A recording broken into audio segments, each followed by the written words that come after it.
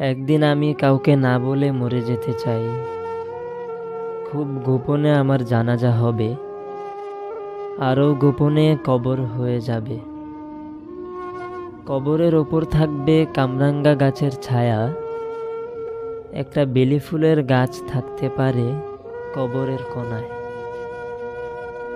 কারো পাশ ঘেঁষে কবরে যেতে চাই না, আমার কবরটা কবরস্থানে হবে না। একটা ছায়াময় জায়গায় ঘুমাবো অনন্তকাল। জনম দুঃখী কপাল পোড়া মানুষ কেন গলাগুলি ধরে ঘুমাবে? আমি তাই একা ঘুমাবো।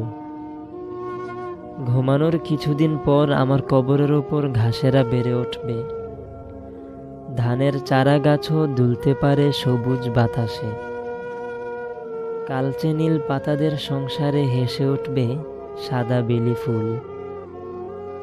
তার ঘ্রাণ ঢুকে যাবে আতরের শিশি ভাঙ্গা জলের মতন নতুন বৃষ্টির সঙ্গে। অথবা উঠবে এমন রোদ আর আসবে শ্যামা পাখির সঙ্গে কিচিরমিচির বাতাস।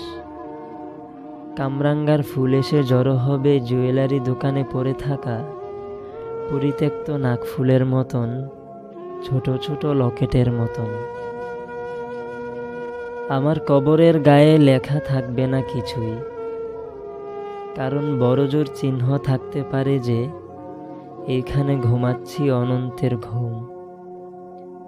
শানে বাঁধানো থাকবে না সীমানা আমার, ধানের ডিবির মতন কিছুটা মাটি থাকবে শুয়ে উপর হয়ে, আর দূর থেকেই মনে হবে চারকোনার বাঁশের বেড়ার ওটা কবর নিশ্চিত।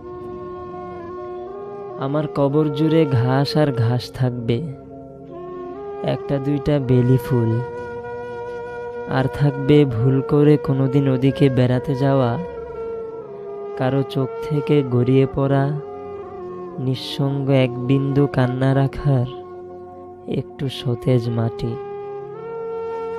কারো চোখ থেকে গড়িয়ে পড়া নিঃসঙ্গ এক বিন্দু কান্না রাখার একটু সতেজ মাটি।